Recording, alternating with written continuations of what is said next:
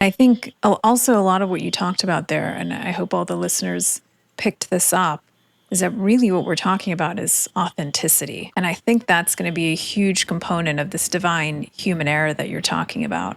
Because when you have a relationship with the universe, the source, God, whatever you want to call it, but that unifying component of your consciousness of yourself, then authenticity is just emergent from that experience, from that connection. And so the ego is very wiry and it doesn't love that because it becomes less and less front of store, if you will.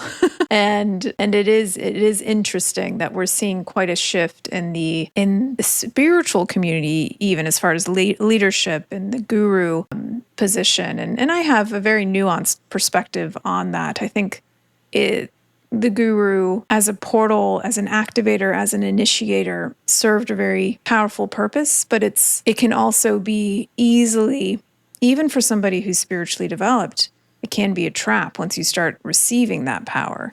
And you have to be very conscious to not allow people to give their power over to you. And it's enticing.